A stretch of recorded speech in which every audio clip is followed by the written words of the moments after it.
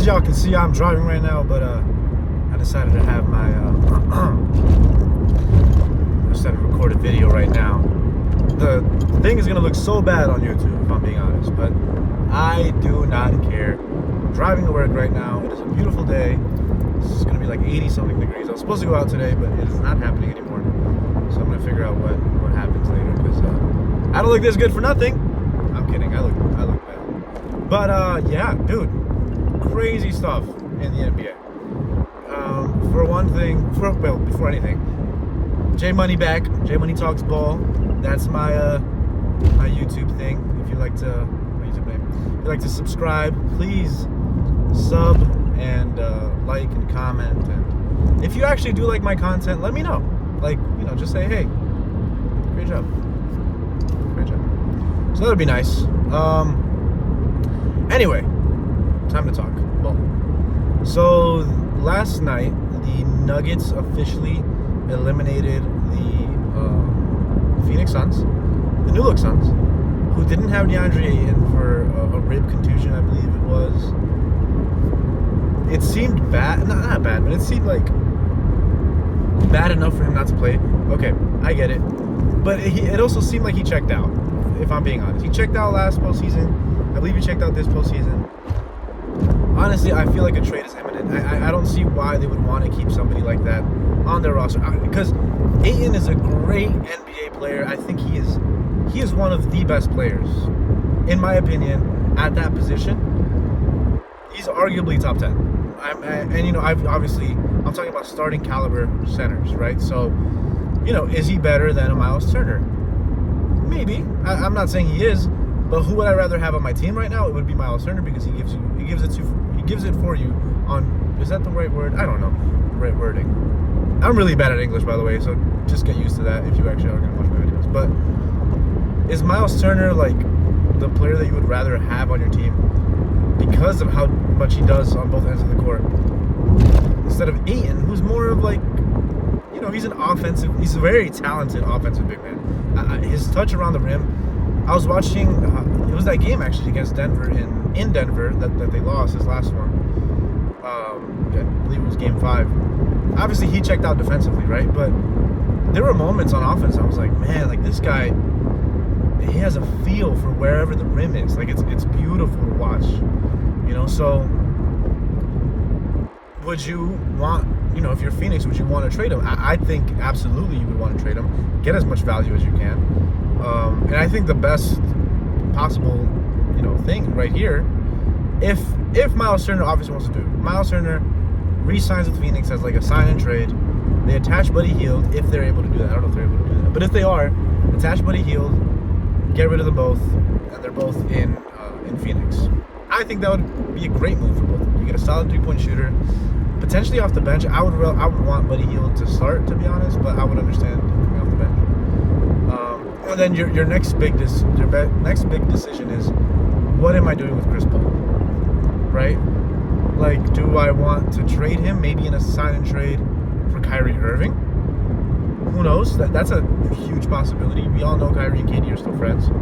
So could you see a move like that happening, where Chris Paul ends up in Dallas and, you know, gives Luka, you know, a little bit of help in that backcourt? But even then, like, would Dallas even want to make a stupid move like that? Chris Paul is aging. We saw it in his playoffs. He was averaging, what, less than 10 points, maybe around 15 points, I don't know, and a couple of assists here, but he was looking like a shell of his former self. So a lot of questions to consider. And Denver, obviously, you know, just the better team won. And I mean, what can I say? I think Denver, you know, in my humble opinion, I think Denver has the championship. If Boston keeps playing the way that they're playing, if Philly is still inconsistent, and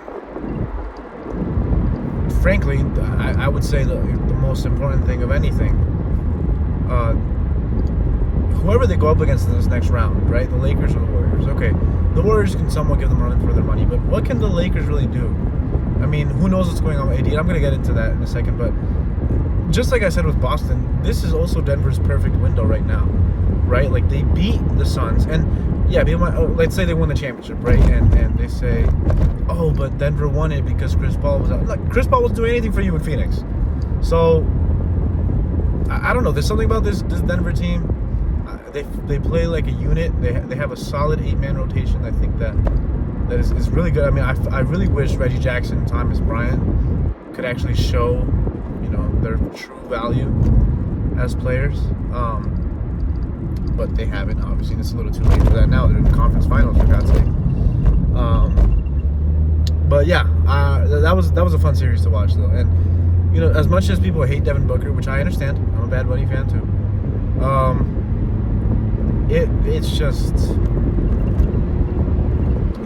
he's too good on offense to hate him, if that makes sense. Like he's perfect. He had a great series. I mean, yeah, he fumbled in that game 5. Going 1 for 8 in that third quarter.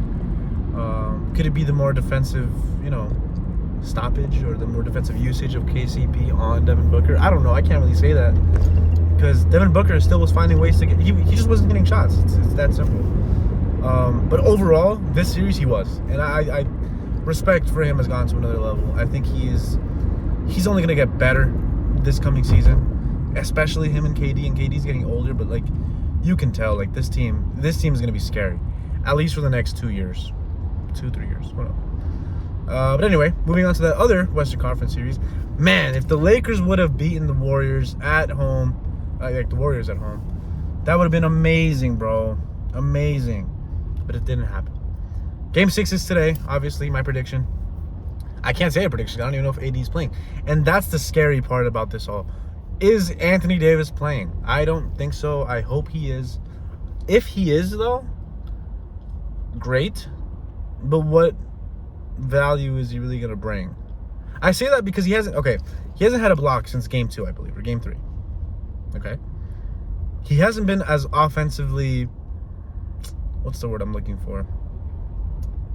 Offensively pure, I guess you can say. In these past couple of games, he just hasn't looked right. And then that head thing, I mean, it looked like a concussion, and I don't see how it's not a concussion. If he can play through it, then it's definitely not a concussion. But it looked like it. He said he was in a freaking wheelchair, bro. Like, come on. I don't think it warranted a wheelchair, but still, like it's a wheelchair nonetheless. And I felt like this is like, holy crap, what is gonna happen? So that's my thoughts on that. But I mean, the Warriors did play a good game. I mean, Curry had the Warriors just need to let Curry do Curry things, and the rest of the team just follow along with him. Like, it's a one-man show for now, and that's okay, because it's right now your best option, right? So yeah, I can't really say who's gonna win that series. So either way, I still think they lose to Denver. So does it really matter? I don't know. Okay, so let's get into the Eastern Conference now. So in the East, we still have. I thought Miami was gonna destroy New York in the Garden, but they didn't. They're going to a game 6, I believe that is, or is it game 7? No, it's game 6. In Miami. Miami wins it, right? I don't see why they wouldn't win it. Julius Randle is looking so bad, bro. Like, when he's hot, it's beautiful to watch because the whole team rallies behind him. But man, he sucks when he sucks. If that makes sense. I think it makes sense. I've heard it in a lot of podcasts. I've heard a lot of people say it throughout. He checks out mentally, and it's just not right, bro. Like, I think you're too good of a player to let all of this get to your head, if I'm being honest. In my humble opinion, you're a $26 million player. They paid you for a reason. So what are you waiting for? It's kind of pathetic, if I'm being honest. But the other guys, Jalen Brunson, 48 minutes, crazy. Quentin Grimes also 48 minutes. Like, these guys are hustlers, bro. And RJ Barrett is coming into his own. He had a slow start to the playoffs. I would say his first 2 to 3 games, he was just a non-factor against that Cleveland series until, he broke out in that game 4 with like the 20-something point performance, and since then he's gone up. Like he's been looking solid on both ends of the court, slashing when he needs to, shooting the ball when he needs to, passing when he needs to. He's playing great basketball right now, and I'm happy to see RJ Barrett do that.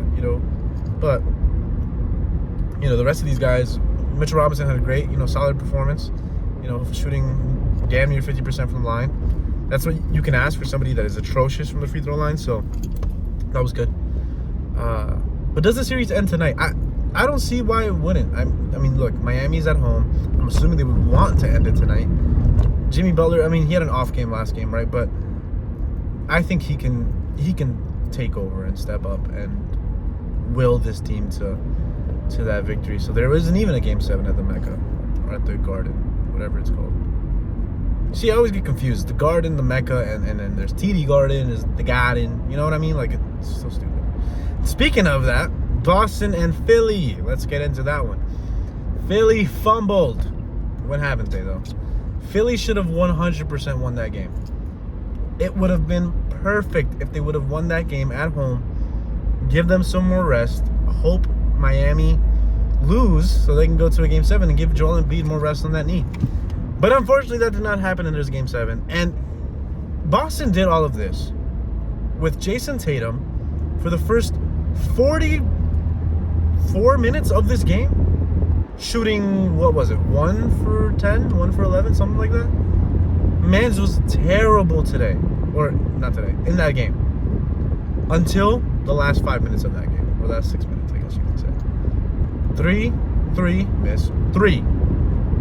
He dropped 9 points in a matter of like 2 minutes. Not even, probably even less.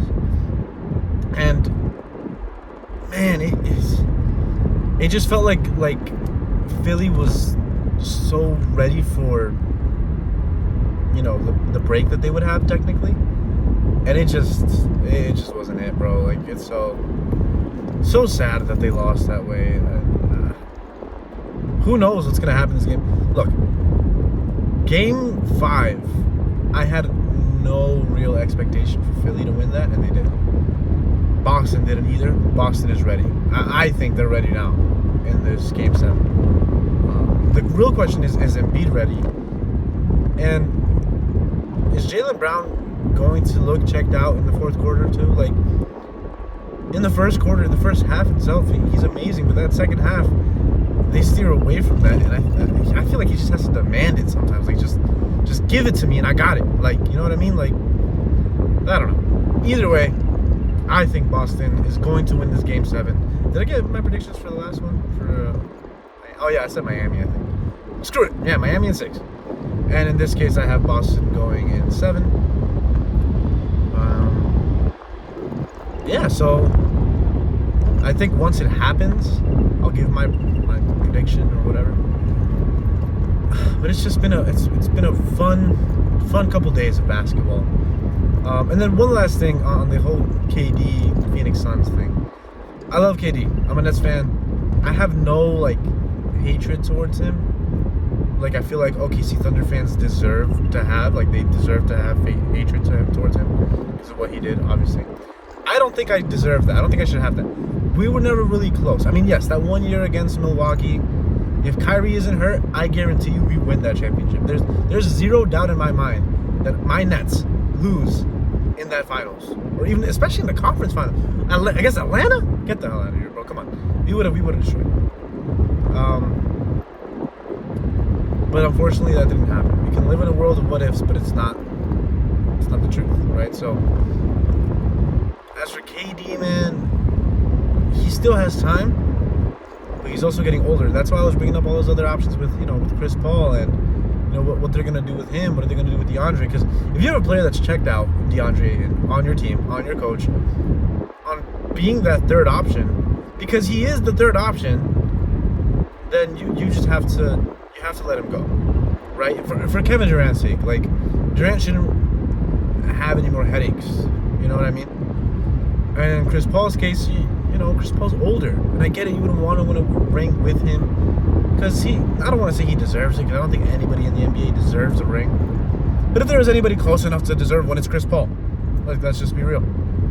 So, but do you want to keep that $40 million or whatever much he's making, or trade him in a package that could potentially bring you in 2 solid players, not even great players, just solid players, like what George Hill was for Indiana? Bring somebody like that. Who is that? I don't know. I really don't know. Who would you want? as your starting point guard. I mean, obviously the whole Kyrie thing would be great. Trading, let's do that. Let's trade Chris Paul and DeAndre Ayton for a sign and trade of Kyrie Irving and Christian Wood, if that can happen to the NBA. I don't know if it can, but let's say maybe. Who knows? But no, I mean, there has to be another option somewhere for Chris Paul services. You know, like what would you want though, right? Or who knows? Maybe Russ decides to join Phoenix, and now it's like, holy crap, Russ, Booker, Durant, Kogi, and Ayton. I don't know. I don't think that's gonna happen. But who knows? Who knows what's gonna happen for them? But I'm very interested to see what they have in store, what they have in mind, because it will 100% be a beaut. It would be beautiful to watch how this offseason unfolds for them. With all that, though, I'm just rambling. What's it called? Rambling now.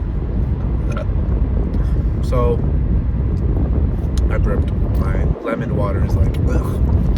Yes. So what was I gonna say? That's it. I don't know how to end stuff. I'm really bad at this YouTube thing.